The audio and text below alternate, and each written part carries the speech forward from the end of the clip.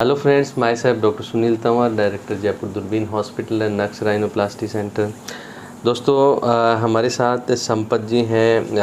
इनकी जो है वो नोज़ सर्जरी हुई थी 1 मंथ बिफोर, बट इनकी जो नोज़ सर्जरी थी और हमारी नोज़ सर्जरी थी उससे डिफरेंट थी, because it's a revision case. पहले कहीं सर्जरी भी हुई थी इनकी, मैं आपको बताऊंगा डिटेल में। बट सबसे पहले तो इन्हीं से जानते हैं कि भाई इनकी क्या जर्नी है थी और क्या ऑपरेशन हुआ था।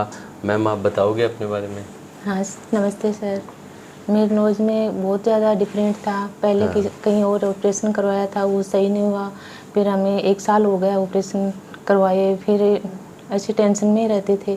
फिर एक बार अखबार में आपकी न्यूज़ पढ़ी तो देखा कि जयपुर दूरबीन हॉस्पिटल है, ऐसे ऐसे सर के बारे में पता चला। फिर हम इधर आए, आपके पास आपसे मिले तो बहुत अच्छा लगा। आपने बोला कि मैं सही कर दूंगा मैडम, घबराने वाली कोई बात नहीं है। तो एक दिन तो हम वापस चल गए, फिर 2-3 दिन बाद वापस आए, सर से मिले तो सर ने बोला कोई भी घबराने वाली बात नहीं है, मैं आपका कर दूंगा। अब दर्द का नहीं डर लग रहा था मेरे को ऐसे लग रहा था कि मेरी नोज़ सही हो जाए बस। बट आपको कैसे डॉक्टर साहब ने जैसे बताया कि भाई बोला कि ऑपरेशन होगा, एक बार ऑपरेशन करा चुके, एक बार नाक खराब हो गया, दोबारा आपको डर नहीं लगा कि फिर वह कहीं? डर नहीं लग रहा था मेरे को, तो ऐसे लग रहा था मेरी नोज़ सही हो जाएगी। आपको कॉन्फिडेंस आ रहा था? सर आपसे मिले ना, मिलकर बहुत अच्छा लगा कि इस बार हम राइट जगह पे पहुंचे। हाँ बिल्कुल। अब आप मैडम अपनी प्रॉब्लम से जो है वो काफ़ी हद तक ठीक है? हाँ अब सही हूँ। अब खुश हो आप? हाँ एकदम खुश हूँ। आप बताओ सर अपना। हाँ सर नमस्ते सर। तो हमने क्या है कि किसी डॉक्टर से करवाया था पहले, लेकिन वो सही नहीं बैठा। तो उसमें क्या है कि धीरे धीरे नाक में ऐसे बैठने लग गया, ख़राब होने लग गया। टिश्यू जो लगाए थे इन्होंने, कार्टिलेज ख़राब हो गई। फिर हमने सर के बारे में जैसे ही पता चला, सर से मिले और इनसे बात करते ही हमें ये लग गया कि हमारा यहाँ पे काम बिल्कुल सही होगा।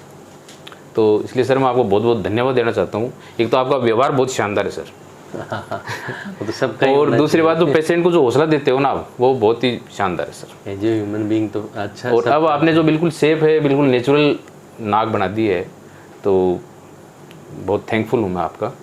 तो इसकी काफ़ी समस्याएं जो थी वो हल कर दी आपने। Thank you sir, thank you madam. दोस्तों जो हमारे ये संपत जी हैं, इनकी जो प्रॉब्लम थी ना दोस्तों, इनको क्या है नोज़ में प्रॉब्लम थी, nasal blockage and something issue. So they want improvement in the shape. हर आदमी चाहता है अपना, तो इन्होंने कहीं सर्जरी कराई थी, बट सम हाउ क्या है कि इट्रियोजेनिक डिफॉर्मिटी, दैट मीन्स कि जो पहले इनकी प्रॉब्लम नहीं थी ऑपरेशन से पहले, वो और क्रिएट हो गई, मल्टीपल डिफॉर्मिटीज होगी, and then mentally obviously patient परेशान हो जाता है। तो इनको भी ऐसी परेशानी थी। जब मेरे पास से आए तो then I realise his face. मैंने देखा कि ये बहुत टेंशन में थी। एक डॉक्टर के पास पेशेंट आता है तो ऑपरेशन तो सबसे बड़ी बाद की बातें होती हैं। सबसे पहले तो उसका फेस रीड करके उसकी टेंशन कम की जाती है, जिससे वो समझ सके क्या सही है क्या गलत है। ऐसे ही जैसे ये बता रहे हैं, एंड हर डॉक्टर को ही आई थिंक ऐसा ही होना चाहिए। अपने पेशेंट को सबसे पहले तो उसकी टेंशन, उसको लगे भाई डॉक्टर एक उसका मित्र है, उसका दोस्त है, उसकी बात उसकी भावनाओं को समझ रहा है। तो ऐसे उसको क्या, उसका कॉन्फिडेंस आता है। जैसे सर भी हैं, ये भी कह रहे हैं इनको अच्छा लगा। ऐसे सबको जैसे हमने समझाया इनको, फिर इनको लगा हाँ मेरा यहाँ ठीक हो सकता है। हालांकि इनकी सर्जरी जो है बहुत जटिल थी, क्योंकि इनकी सर्जरी में काफ़ी सारा जो है वो प्रॉब्लम्स हो रखा था पिछली में। फिर हमने काफ़ी 6-7 घंटे लगे और एक रिब कार्टिलेज लेके नोज़ को बनाया, नोज़ को बना के एंड देन अब आपके, अगर आपको इनका नोज़ में आपको बताता हूँ, देखो पहले जो नोज़ था वो काफ़ी थोड़ा सा डिफॉर्मेटिव था। जैसे अगर हम नोज़ को देखते हैं तो ये क्या है कि बेसिकली ये डिप्रेशन और ये मल्टीपल्स थे, जो ऐसा आइडियल सर्जरी के बाद नहीं होता है।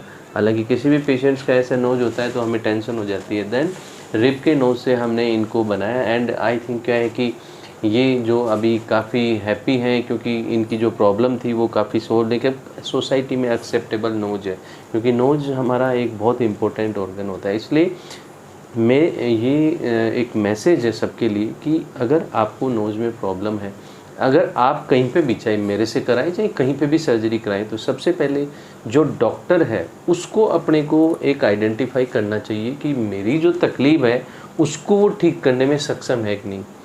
दोस्तों दुनिया में क्या हर तरह के आदमी होते हैं, हर तरह के लोग होते हैं। तो आज मान लो आपकी नोज़ करने में कोई सक्षम ही नहीं है, अगर उसको हम कोई काम को करेंगे तो उसमें फ़ायदे की जगह फिर एक नुकसान हो जाता है। तो उससे क्या पेशेंट को फाइनेंशियल लॉस एक अलग बात है, लेकिन मानसिक प्रताड़ना जो होती है ना वो बहुत गंदी होती है, क्योंकि मानसिक का ही सारा खेल होता है। हम मेंटली खुश नहीं हो तो चाहे हमारे पास हर साधन सुविधा है, हमें अच्छा नहीं लगेगा। और मानसिक परेशानी, हर आदमी 4 आदमियों में बैठता है, उसका चेहरा अच्छा नहीं होता तो उसे बड़ा दुख होता है। एंड थैंक यू, आप लोगों ने मेरे पे विश्वास किया, और मैं एक भगवान को थैंक यू बोलता हूँ कि आपकी जो एक्सपेक्टेशन थी मैंने जो है उसको काफ़ी हद तक ठीक किया। थैंक यू मैम, एंड बढ़िया रहेगा। आप थैंक यू सर, आपने बिल्कुल सही किया।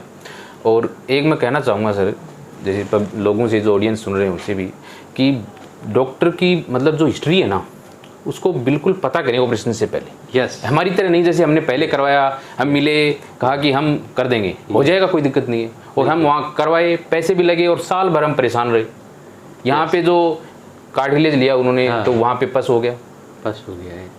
जो आपने बात बताई है, मैं जैसे मैं पेशेंट देखता हूँ, शायद आपको बताया था कि मैं कैसा डॉक्टर हूँ, ये आप पहले पता लगाओ। बिल्कुल कहा था आपने पहले, ये मैंने बोला है। उसकी वेबसाइट देखना चाहिए, टाउन में किसी भी डॉक्टर को जानते हैं उससे पूछना चाहिए, पहले के पेशेंट के टेस्टिमोनियल देखना चाहिए।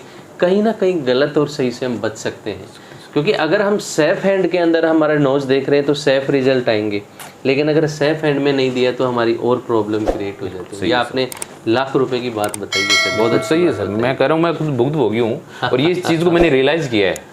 और डॉक्टर से भी देखो, मैं कहना चाहता हूँ कि जबरदस्ती जो काम नहीं जानते हैं ना उसके वो यस, वही जो मैं अब आपको बात बता रहा हूँ कि अगर आपके कंफर्ट जोन में नहीं है केस तो उसको अटेम्प्ट नहीं करें। उससे मानसिक प्रताड़ना होती है।